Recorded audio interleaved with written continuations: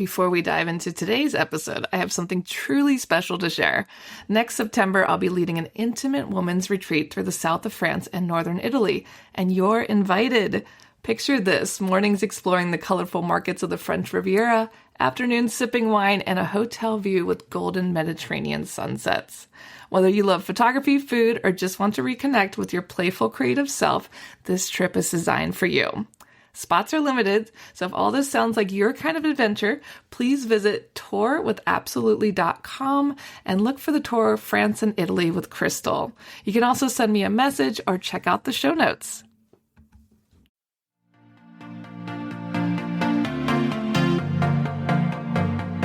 Hey guys, my name's Crystal Kenny, and I'm in love with creating. All things artistic and imagination involved. I'm an American girl who chased her creative dreams all the way to Paris, France, making a living using photography. This podcast takes you inside the stories of all the artsy folks I've met along the way and gives you that extra push to discover your creative gifts. The desire to create is deeply inside each and every one of us, and I give you the tools and inspiration to find a new way of living a more creative life. This is La Vie Creative, the podcast.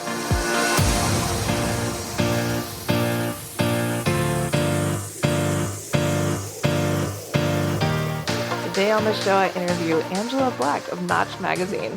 We talk all about how she finds her upcoming artists for the magazine and what it's like to run a magazine daily. Welcome to the show, Angela. Thanks so much for coming on. Hey, Crystal. Thanks so much for having me. It's an honor to be here today. And we have a mutual friend, Lauren, who has recently been on the show. She hosts the Paris Salons, and I'm so happy all the people she's connecting me with and to share your story today. Yeah, absolutely. Lauren is the queen of connections, of making them happen between people who are interested in creating and creativity. So yeah, shout out, Lauren. We love you, girl. We love you. Well, let's bring it back to you. Where are you from and what brought you to Paris? So I grew up in the San Francisco Bay Area in the East Bay, represent. And then I went to university at Stanford, actually, and I studied comparative literature, which you can kind of trace the origins of the magazine back to, which we'll get to later. After graduating, I moved around the United States a little bit, and I found myself in Paris. I came here to teach English for a year, and at the end of that year, I was supposed to move to London to do a master's, and it was like my dream master's, and I was so excited about it, but I just could not bring myself to leave Paris. It was this visceral response I was having.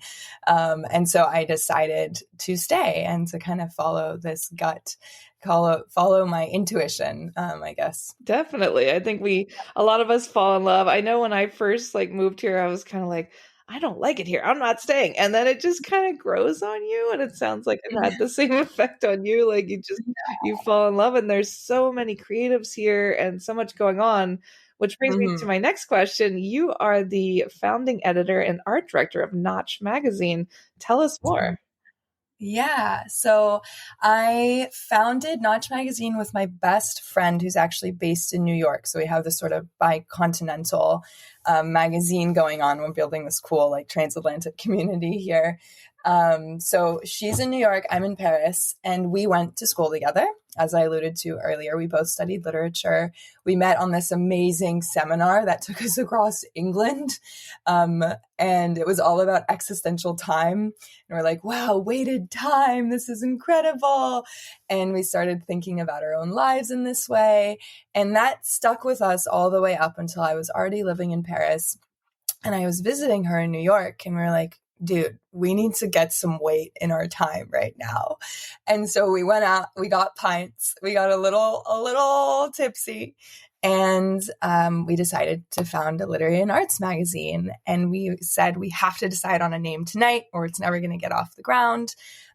We'd previously dabbled in the idea, and we kind of stopped because the title of it was impossible to find. But this time around, that one evening, we settled on Notch, and the rest is history. That was about 1.5 years ago now, almost 2. I love it. Yeah. And now we're about to release our second issue in May. We're going to lay out in a week. And it's really just been the most incredible experience to really build something from nothing with no idea what we're doing. It's been incredible, and it's quite successful. That's So we're definitely proud the of it. best way to do things. I mean, that's how we all start out, right? Like we just got to figure it out, but you just have this passion you're following.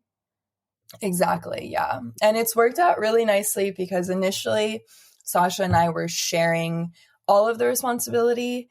And this last time around, that was for the first issue. And for the second issue, we've decided to divide it in really strategic ways. So she's taken on the literary editing. She's also a literary agent in New York, so that makes a lot of sense. And I ended up doing my master's in art history and philosophy. And so I started becoming more and more interested in this idea of curation and the visual arts. And of course, there is always that conversation between the literary and the visual. And we've luckily been able to expand the visual arts to things like nail art and fashion design, in addition to the more classic painting and drawing and so forth. And so it's been a perfect kind of like collaboration where we're really intertwined perfectly and able to kind of have our domains and work well together with them. So yeah, it's definitely nice to have help and not to do it on your own and work together. And you have your tool, like your wheelhouses you're both good at. And yeah. talk a little bit about issue 1. It was titled Potential Energy. So talk about the significance of the theme and how did it shape the selection of works for the magazine? Yeah, so potential energy, it kind of ties to the title, actually. That one night, that fortuitous evening, most auspicious of evenings in New York City, we were thinking about, okay, what are we inspired by in this moment? And I had been reading a book about Marina Abramović, the performance artist, and she did this one performance work where her and I'm not sure if he was her husband at the time, but her lover, her companion, he held a tautly pulled and notched arrow directly at her heart. And it lasted for something like 3 minutes and 30 seconds or something like that. I'm not sure how long, but if he had let go, she would have died. And so it had this intense weight, this gravity, this tension, and it had potential energy, right? When we cock an arrow, when we pull something back, when we introduce that tension, that carries so much potential energy. And as soon as you let it fly, then it turns to kinetic, right? So we were really interested in this idea of right before the event, right? Like what happens when you are just in this space of all of the straws on the camel's back before the last straw that breaks it, this kind of idea. And so there's so many ways you can go with that. So we ran with it both for the title of like notching the arrow and for the issue 1 theme, which was potential energy. And we saw some incredible configurations of it in the actual magazine. Like we had some works in progress, these amazing sculptures by Kaylin Pelku, but they were like not yet finished. And so you just saw this kind of like rawness that comes with the potential. And so many other brilliant works in the first issue. I love that. That's such a beautiful story and it's fascinating. I was going to ask you like, where did the title come from? Notch, and that makes total sense. And talk a little bit about where you found the artist for this issue. There's so many out there. Like, how do you choose? Yeah. So we almost entirely pull our artists and writers from open call to submissions, actually, which we're really happy about because we really want to uplift up-and-coming artists that have yet to see center stage. And so this is a great way to find those people. I will say that for this last issue, I have been doing a little bit more intentional curation of reaching out to artists that I have been following on Instagram for a while. Likewise, they're not super well known or anything like that yet. They probably will be because they're all amazing and super talented. And I've been able to really intentionally curate this sort of archipelago of visual works that tie into our literary works. So yeah, most are from open submissions, and you can like always find all of that out on our Instagram. We're biannual, so it happens twice. The next one will be about in June, and then the rest we kind of like fill in the gaps, if you will, if there are any. Very fun. I love it. It's all coming together. Just that one night of drinking has created this beautiful collaboration. Talk, Yeah, talk a little bit about the challenges you face managing a magazine that spans both New York and Paris. totally. It's definitely challenging to be apart from your co-founder. I miss Sasha every single day. She's one of my best friends, and I just miss being able to really spend time as friends, because so much of the time we communicate now, it's about business. And this is not just the magazine and making the magazine happen. Like, we are an LLC, we have taxes to pay, we have to collect sales taxes. There's this whole business development side of things that we also have to spend so much time on. So that's probably the biggest challenge, I'd say, is like the connectivity of it. We still do pretty well, I think, of maintaining our amazing and fruitful friendship. Sasha was just here recently, and I try and go to New York when I can. And we really try and be like, okay, no Notch, no magazine, let's just hang. But other than that, I mean, everyone's so online now that everyone that works for us, or our volunteer army, as we like to call them, or these amazing humans who dedicate their time to the magazine to make it happen. It's like they're kind of all over the world almost at this time. So yeah, I mean, there are a lot of benefits as well, because we are, like I said, creating this sort of like bicontinental community where people are actually connecting between New York and Paris, where artists are meeting each other, artists are collaborating with each other, and they might not have ever known each other if it weren't for Notch sort of bringing them together. So it's pretty cool, ultimately. Definitely. I like it's gone global. Yeah, we are. I'll just say we're now in 6 countries. So we're in Greece, we're in Sweden, we're in Germany, we're in France, we're in the UK, and then we're in the United States. I might have missed one, but yeah, we are global now, which is a wild thing to say. It's totally transcended our minds from that one little night, in New York, and now it's like, what? We're all over the world. Congratulations. That's so good. I love it. Thank you. And so Notch is strongly committed to featuring artists who haven't yet seen center stage. So when you're looking for these up and coming artists, like, what are some key things you notice that you think, okay, these guys are going to be the next big thing? What are you looking for?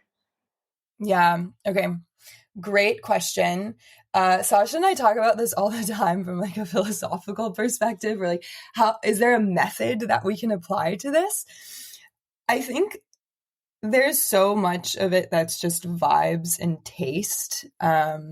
Obviously, there's the general vibes and taste of the market, right?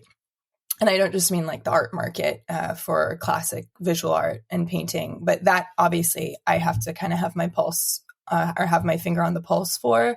But other things, like, for instance, we're going to feature some nail art, as I alluded to before. And there's this whole ecosystem of nail art that I didn't know anything about, that I've tried to learn a lot about and see, what is valued and what's kind of making it. Now, I don't just do a parallel analysis to be like, does this look like something that has done well in its respective market? I definitely look to sort of the artistry behind it, the thought behind it. Artists always have the chance to submit artist statements, and that can really inform like the different sort of intellectual threads that exist behind the creation of things. But even when there is no artist statement, I mean, you can feel it, right, by looking at it. I definitely think that I value a lot of art that carries a sort of visceral weight, that gives this reaction of sensation. But of course, it also has to fit within the theme. So a lot of works that are submitted ultimately will get rejected because it doesn't fit within the theme. And as the sort of curator of the visual arts this time around, I've had these sort of sub-threads that I've been connecting the pieces through, like I said, these archipelagos, or one is like the human orbit. So like what does it mean to orbit another person, to be attracted to the other person, to come back around and run into them every now and then? But what does it mean when there's a force that applies to you that pushes you away from another person whose orbit you were once in?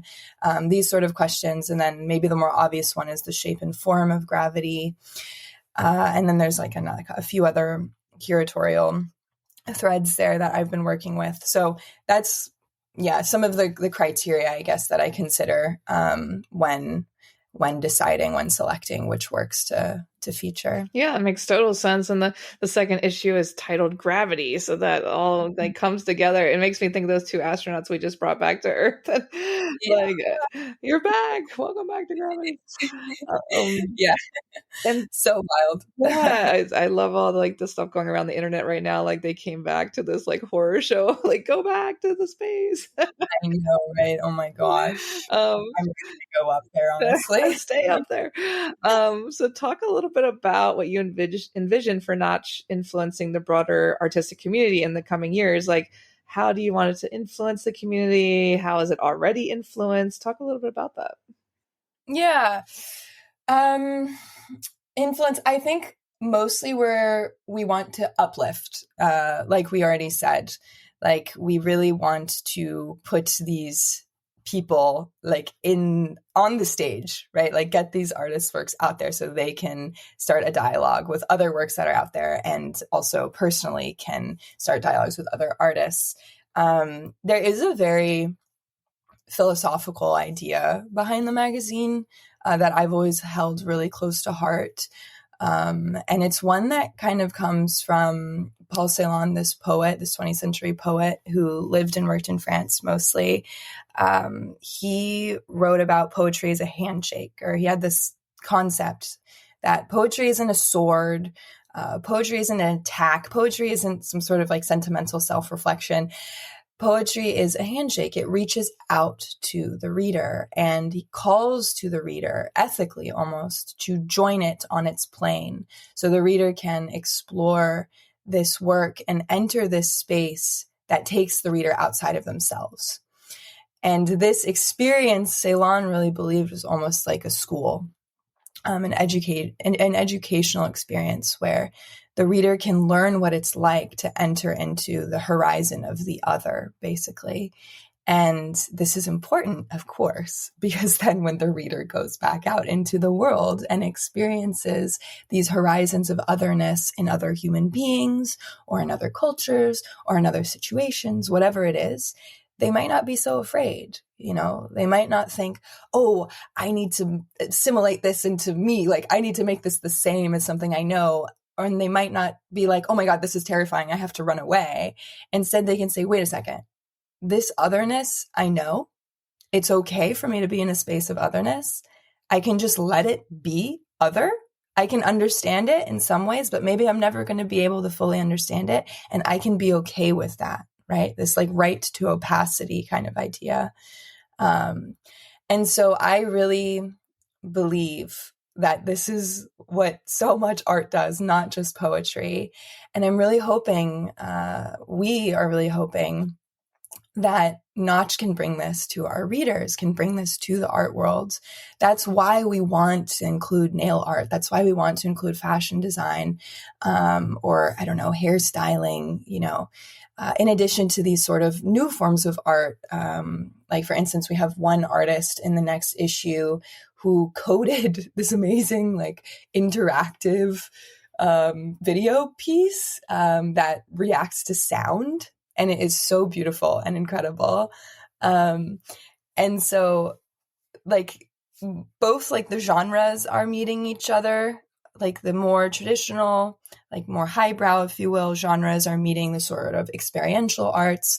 And like, what does that conversation look like? But there's also that interplay between the reader and the works, and the reader and this otherness.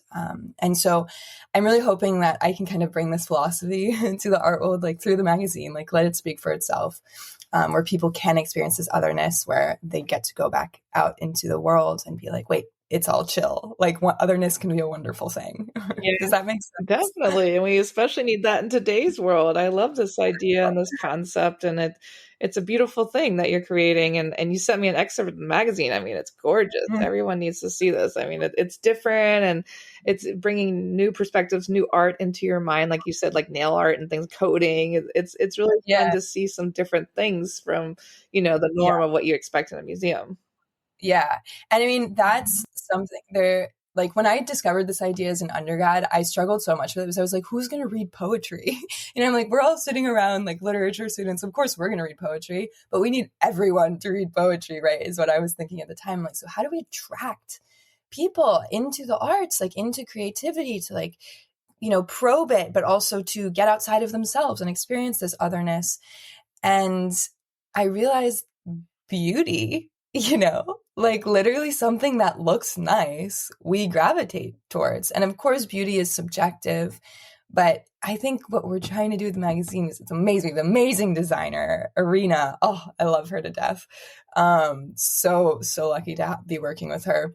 She creates these beautiful objects that just attract people.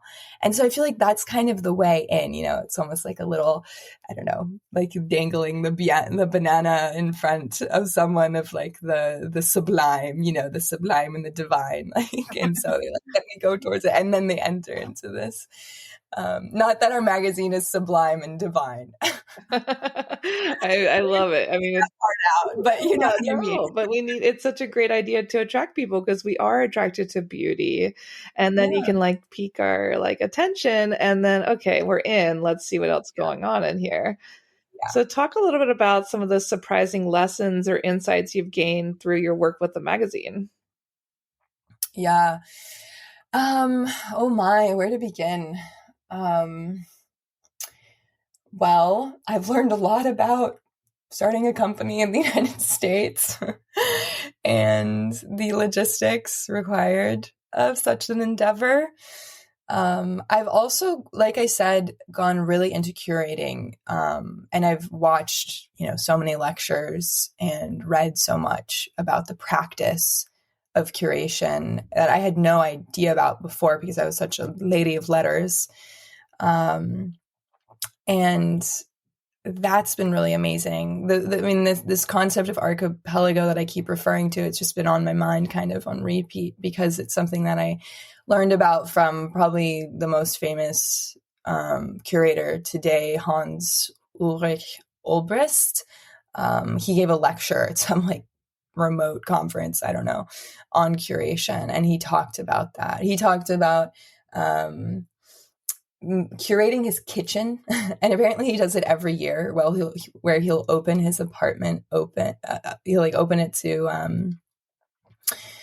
to any of his friends, I guess. I don't know, if you got an invite, that must be amazing. And he takes all the objects in his kitchen and he creates what he calls archipelagos. And I found that so fascinating, like curating a kitchen, like what? Like, and then it started to make sense. It was like, okay, you can trace the forms, you can create a dialogue between works that maybe are super contradictory to each other that you'd never put next to each other and see what sort of comes out of that tension. And so he talks about like the relationships between the individual islands of objects or artworks, where of course they're always going to be their own islands. But what happens when you start sending, communication between them, when you put them close to each other and there's like boats going back and forth, like what is that in between? What does that look like? How can we inform that with our decisions of where to put the different works and what works to choose? So I definitely think the most fascinating thing I've learned is how, I don't claim to know how to curate, but the inklings of how to curate. Yeah, because it always fascinated me too. I'm like, curators, museums, magazines, how do they know? Is it just like intuition, or is it, it's so subjective art? Is it a personal preference? So I guess it's a combination of many things.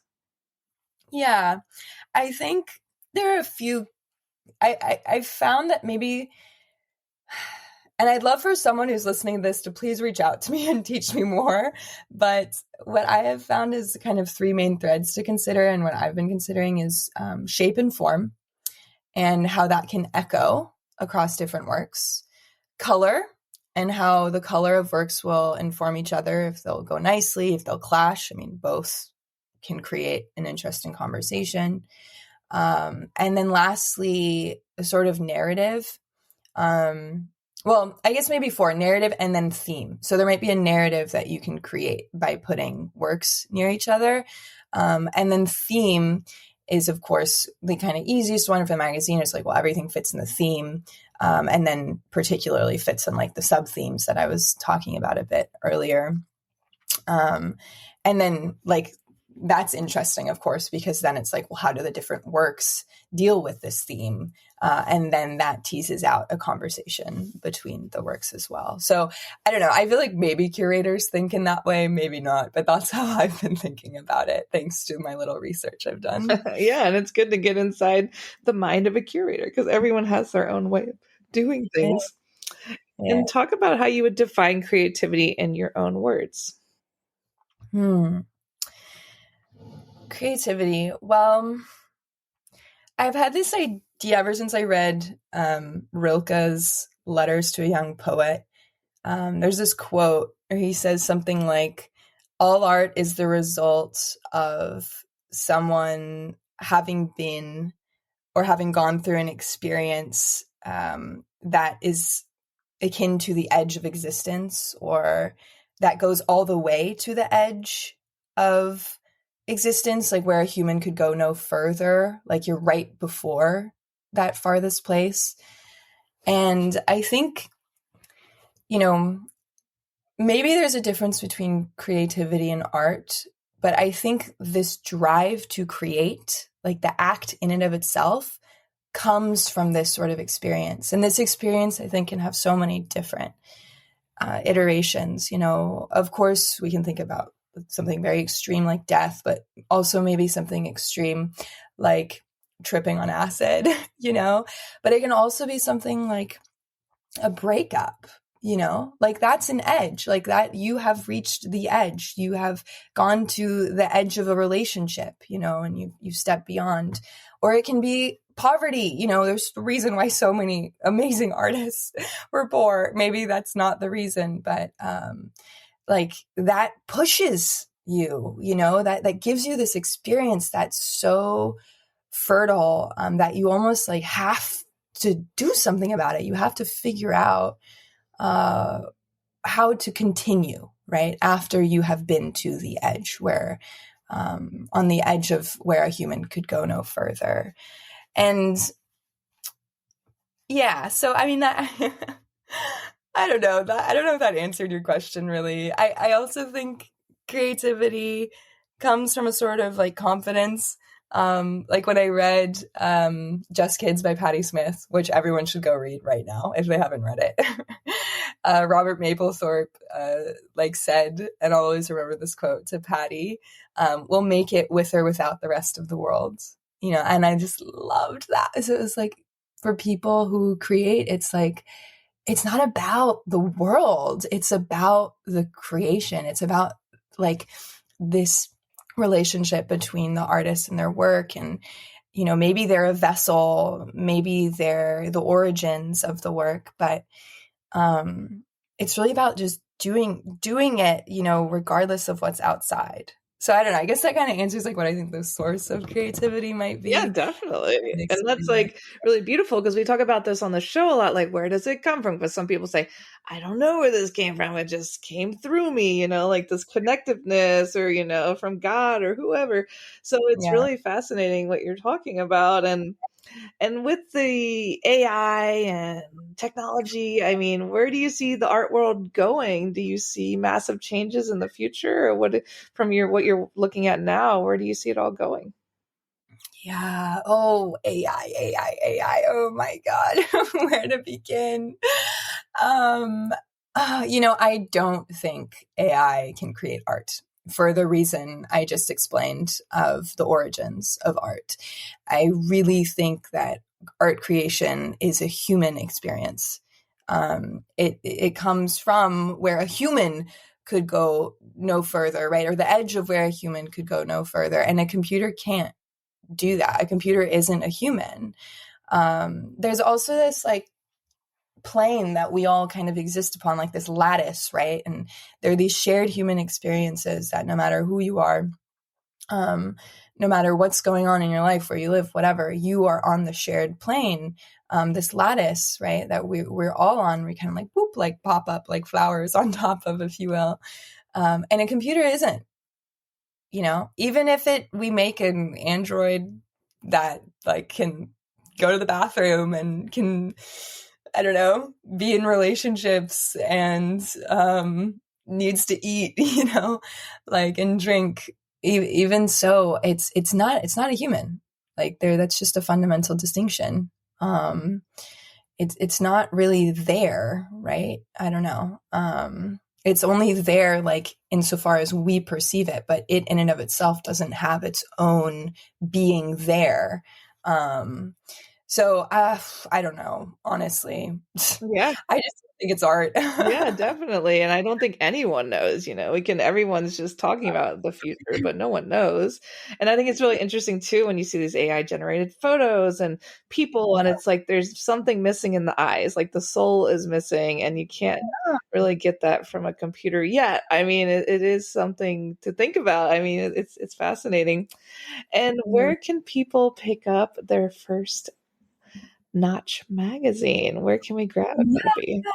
Oh my goodness. Definitely come out, everyone. So in New York, we're in pretty much all of the big magazine stores like Casa, I think is it Casa Magazine Store? Then there's Soho News International. There's a bunch of like newsstands in New York. We're also at McNally Jackson in Soho and in Brooklyn, which was just such a thrilling experience to be in one of the greatest bookstores on the entire planet.